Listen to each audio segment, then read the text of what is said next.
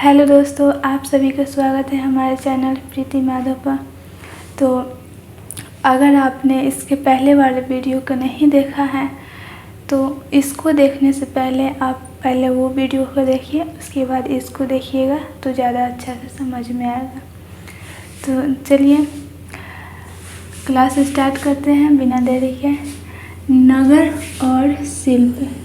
नगर और नए शिल्प क्या है?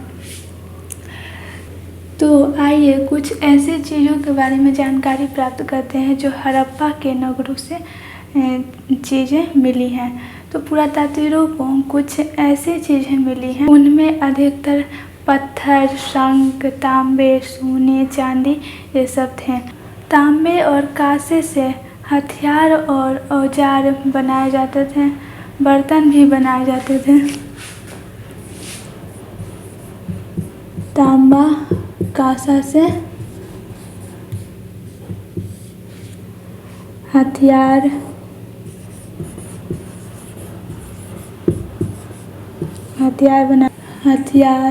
गहने और बर्तन बनाए जाते थे, औजार बनाए जाते थे।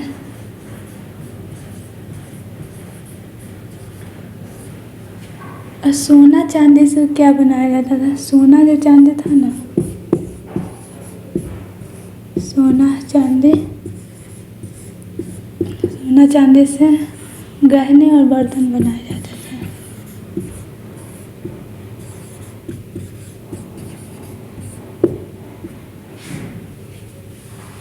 थे। यहाँ मिली सबसे आकर्षक वस्तुओं में सबसे जो महत्वपूर्ण थे वो मनके, बाट और फलक थे। हड़प्पा सभ्यता के लोग काले रंग से डिजाइन किए हुए खूबसूरत मिट्टी के बर्तन, लाल मिट्टी के बर्तन बनाते थे। संभवतः 7000 साल पहले मेहरगढ़ में कपास की खेती होती थी। मोहनजोदड़ो से कपड़ों के टुकड़े के अवशेष मिले हैं और चांदी के एक फूलदान के ढक्कन और अन्य चीज़ें तांबे से चिपके हुए मिले हैं। पक्की मिट्टी तथा फ्यान से बनी टकलियाँ सूत कटाई का संकेत देती है। इनमें से अधिकांश चीज़ों का निर्माण विशेषज्ञों ने किया था। विशेषज्ञ उसे कहते हैं जो किसी खास चीज़ को बनाने के लिए खास प्रशिक्षण लेता है। जैसे में पत्थर तराशना, ठीक है।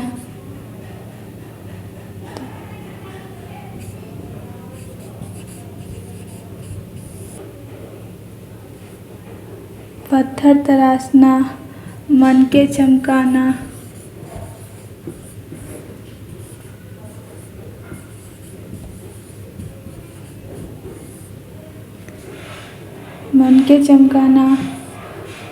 या फिर मुहरों पर पच्चीकारी करना।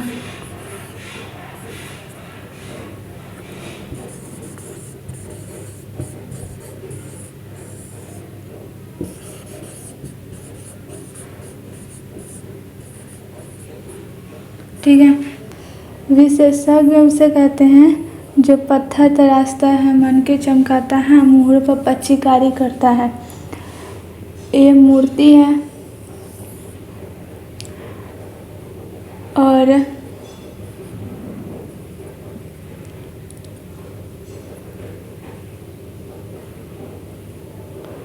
और इस मूर्ति पर इसका दाढ़ी बनाया गया था, ठीक है।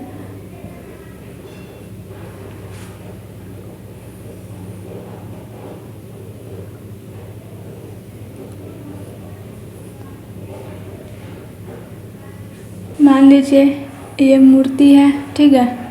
और इस मूर्ति का ये जो देख रहे हैं, इस मूर्ति का दाढ़ी देख रहे हैं, तो ये दाढ़ी कितने अच्छे बनाया गया है समझने के लिए। देखिए मूर्ति है, मूर्ति पर दाढ़ी बनाया गया है, तो इसका दाढ़ी कितना अच्छा है।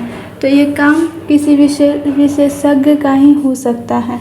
ऐसे काम केवल विशेषज्ञ ही कर सकते हैं। अभी मैं कर रही हूँ समझाने के लिए, तो मैं विशेषज्ञ नहीं हूँ, बता रही हूँ आपको, समझा रही हूँ। तो क्या ऐसे काम में केवल पुरुष ही ऐसे काम को लिए प्रशिक्षण हासिल कर सकते हैं या फिर केवल महिलाएं ही ऐसे कार्यों के लिए प्रशिक्षण हासिल कर सकते हैं? ऐसा शायद हो सकता है कि कुछ पुरुष कुछ महिलाएं ऐसे कार्यों के लिए प्रशिक्षण हासिल कर सकते हैं। कुछ पुरुष और महिलाएं दोनों भी ऐसा काम कर सकते हैं। अब नेक्स्ट बात करते हैं फियांस क्या है। Next topic faience. फियांस क्या है? पत्थर और शंख प्राकृतिक तौर पर पाए जाते हैं, लेकिन फियांस को कृत्रिम रूप में तैयार किया जाता है। बालू या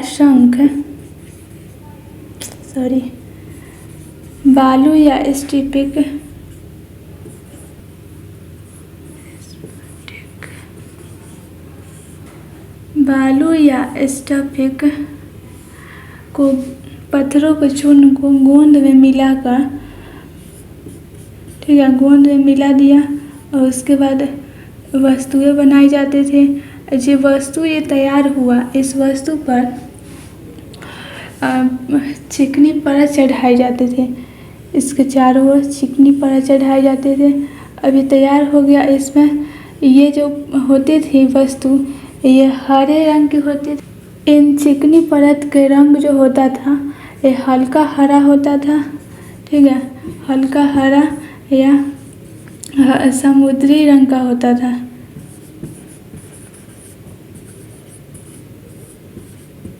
समुद्री हरे रंग का होता था। जो फ्यांस होते थे उससे बनाए जाते थे मनके, चूड़ियाँ बनाए जाते थे। मनके हो गया, चूड़ियाँ हो गया, ताले और छोटे बर्तन बनाए जाते थे।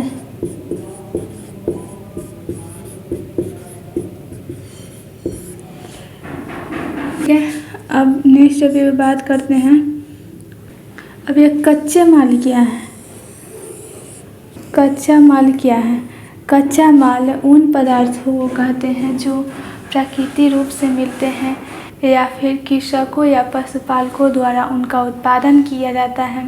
तो जो लकड़ी और धातु के जो अयस्क है ये प्राकृतिक रूप से कच्चे माल हैं, लेकिन मिसाल के तौर पर कपास का खेती जो होता है, कपास जो उगाया जाता है, ये भी कच्चा माल है।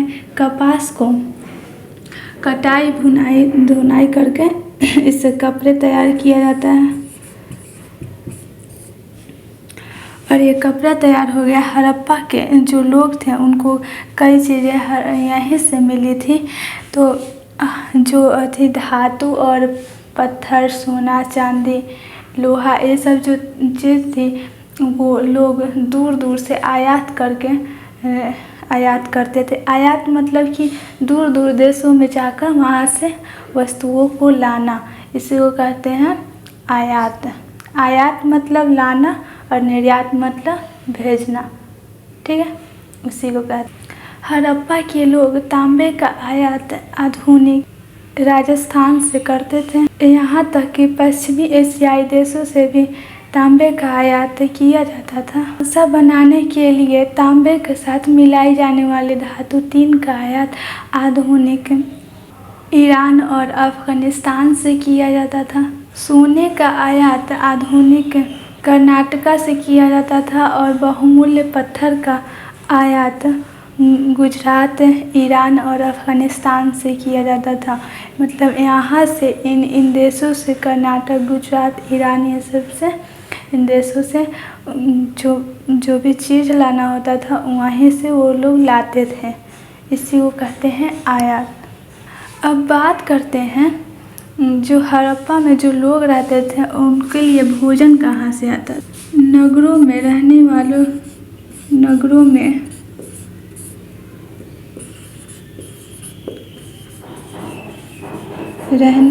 के लिए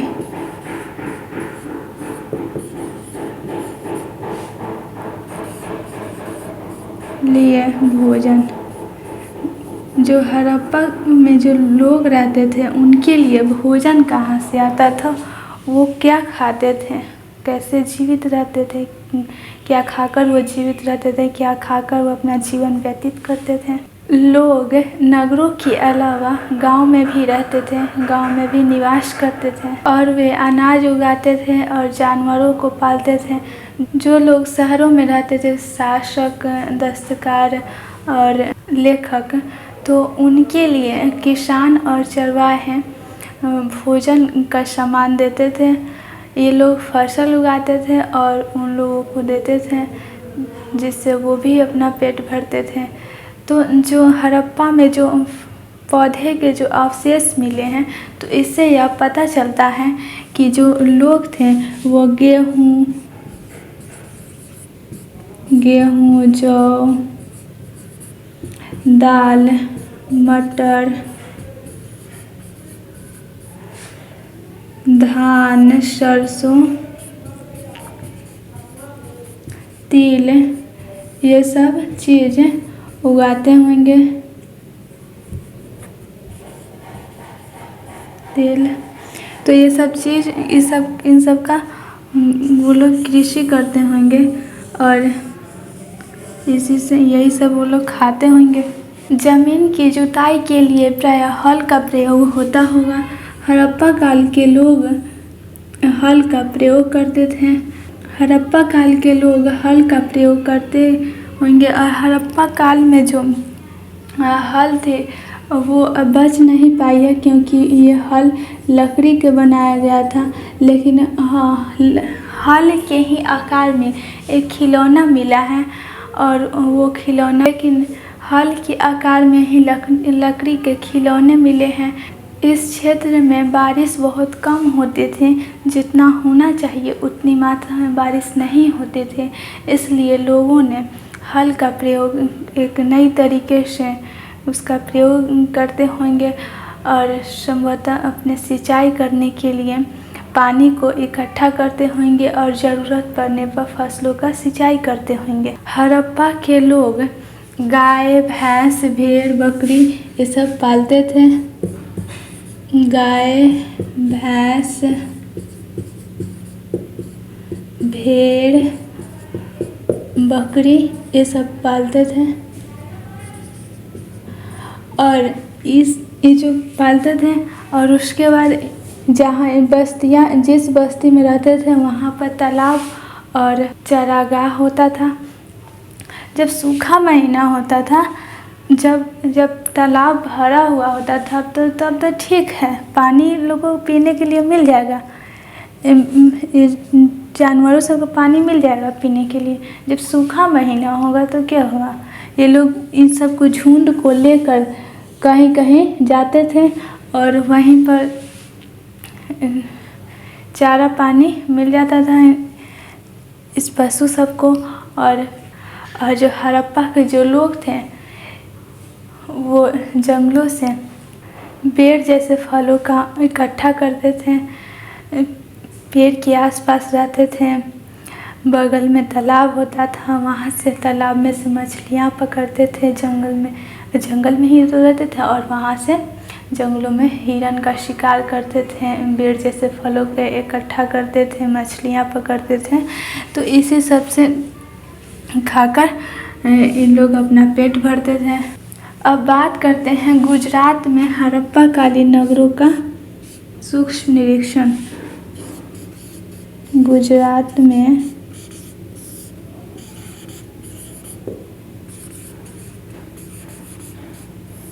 हड़प्पा कालीन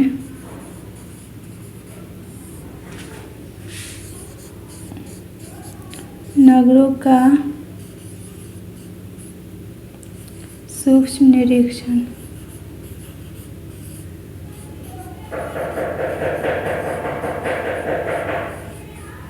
सूक्ष्म निरीक्षण। अब गुजरात में हड़प्पा कालीन नगर का सूक्ष्म निरीक्षण किया है। गुजरात में हड़प्पा कालीन नगरों का सूक्ष्म निरीक्षण किया था। कच्छ के इलाकों में धौलावीरा नामक नगर बसा था, वहाँ की पानी एकदम साफ मिलते थे और ज़मीन बहुत उपजाऊ था। जहां हड़प्पा सभ्यता के कई नगर 2 भागों में विभक्त थे। वहीं धौलावीरा नगर को 3 भागों में बांटा गया था। इसके हर हिस्से की दीवार बहुत ऊंची ऊंची बनाई गई थी। इसके अंदर जाने के लिए बड़े बड़े प्रवेश द्वार थे। इस नगर में एक खुला मैदान भी था जहां सार्वजनिक कार्यक्रम आयोजित किए जाते थे। यहाँ मिले कुछ हड़प्पा लिपि के बड़े बड़े अक्षरों को खुदा पाया गया है। इन अभिलेखों को संभवतः लकड़ी में जड़ा गया था और यह एक अनोखा अवशेष है, क्योंकि आमतौर पर हड़प्पा के जो लेख हैं वह छोटी वस्तुओं पर पाए जाते हैं। गुजरात के खंभात की खाड़ी में मिलने वाली साबरमती के उपनदी के किनारे बसा लोथर नगर ऐसे किनारों पर बसा हुआ था जहां कीमती पत्थर आसानी से मिल जाता था। यह पत्थरों, शंखों, धातुओं से बनाई गई चीजों का महत्वपूर्ण केंद्र था। इस नगर में एक भंडार गृह भी था। इस भंडार गृह में कई मुहरे, मुद्रांकन या मुहरबंदी मिले हैं। मुहरबंदी उसे कहते हैं जो गीली मिट्टी पर दबाने से बनी उसकी छाप को उसको मुहरबंदी बोला जाता है। यहाँ पर एक इमारतें मिली है जहाँ पर मनके बनाने का काम होता था। पत्थर के टुकड़े, अधबने मनके और मनके बनाने वाले उपकरण और तैयार मनके भी मिले हैं। तो दोस्तों, ये समझ में आ गया कि गुजरात में हड़प्पा कालीन नगर का सूक्ष्म निरीक्षण।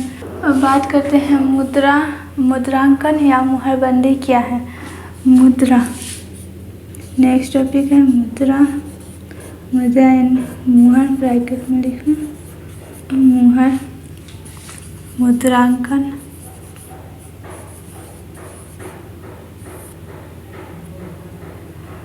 या मुहरबंदी या मुहरबंदी। मुद्रांकन या मुहरबंदी क्या है।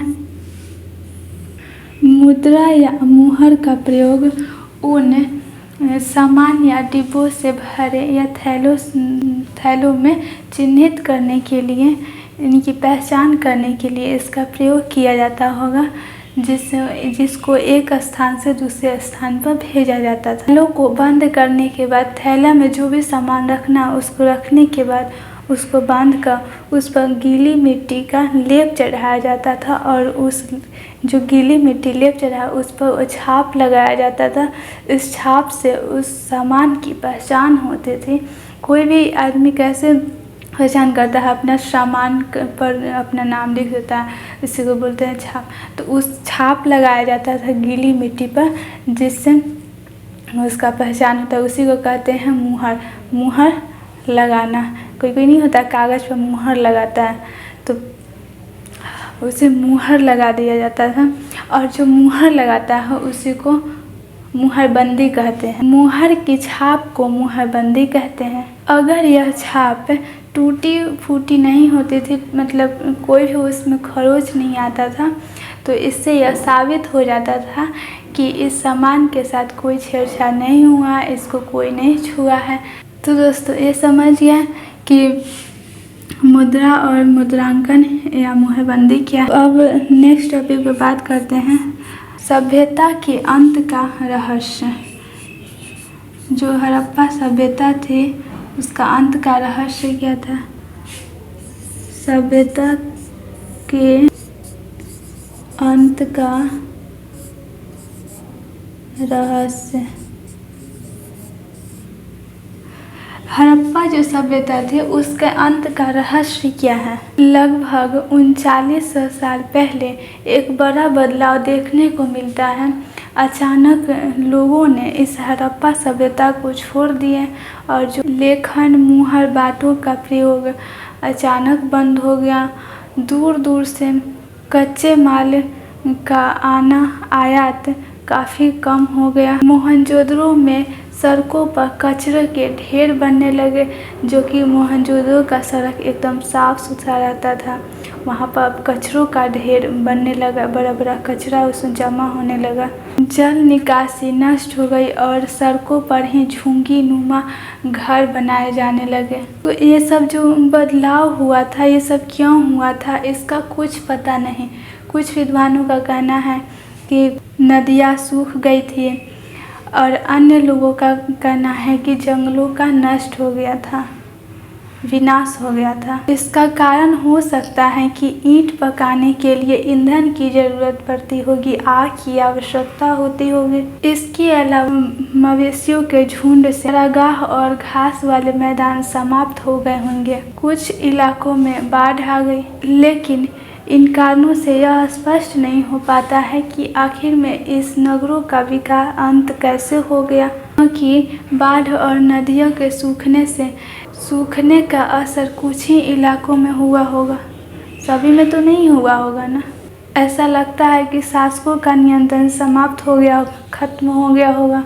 जो भी हुआ होगा, परिवर्तन का असर साफ दिखाई देता है।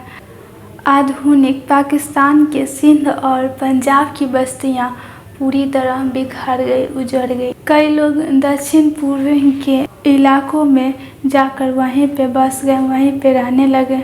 कई लोग दक्षिण पूर्व के नई और छोटी इलाकों में, छोटी बस्तियों में जाकर बस गए और वहीं पे अपना जीवन व्यतीत करने लगे।